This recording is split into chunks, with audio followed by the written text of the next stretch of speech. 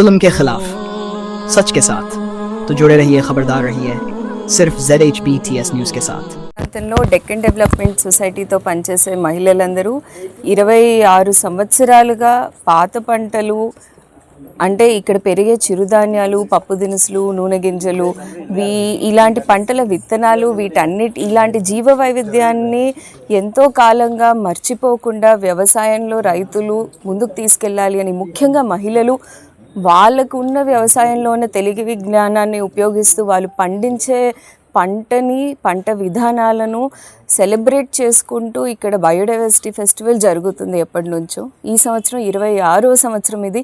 ఈ సంవత్సరం 14 ఊర్లలో జాతర ఆగుద్ది. 45 గ్రామాల నుంచి రైతులు చాలామంది వచ్చి కలవబోతున్నారు. వాళ్ళు వచ్చి ఆట పాట వాళ్ళ బండ్లు కూడా కట్టి మాతో పాటు జాతరలో పాల్గొనబోతున్నారు. ముఖ్యంగా ఈ సంవత్సరం స్పెషాలిటీ ఏంటి అంటే ఎప్పటి నుంచో జీవ వైవిధ్యము, బయోడైవర్సిటీ అనేది సెలబ్రేట్ చేసుకుంటూ ఇక్కడ జాతర జరుగుతుంది. కానీ ఈ సంవత్సరము వ్యవసాయంలో రైతుకి బతకడానికి సరిపోయేంత ఆదాయము రావట్లేదు. ముఖ్యంగా ఒక సంవత్సరం వర్షం ఎక్కువ అయ్యి పంట పోతుంది, ఇంకో సంవత్సరం వర్షం తక్కువై పంట పోతుంది.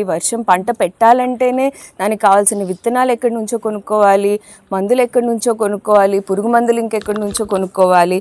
అంతా చేసి చివరికి చేతికి ఏమైనా మిగులుతుందా అంటే అసలుకే మిగలట్లేదు. అంటే వ్యవసాయంలో ఆదాయం లేదు.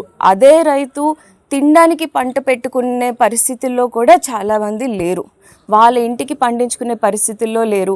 వ్యవసాయం బయట చేయడానికి పనులు ఎక్కడా దొరకట్లేదు. ఇప్పుడు ఉపాధి హామీ కింద కూడా పనులు దొరుకుతాయో లేదో తెలియని పరిస్థితిలో ఉన్నారు. మన గ్రామాల్లో రాబోయే కాలంలో మనం ఎట్లా బతకాలి, ఎలా ఉండాలి, 20 సంవత్సరాల్లో గ్రామ ప్రజలు వాళ్ళకి రాబోయే తరానికి ఇవ్వడానికి భూములైనా మిగులుతాయా? వ్యవసాయం అంటే ఏమి మిగులుతుంది?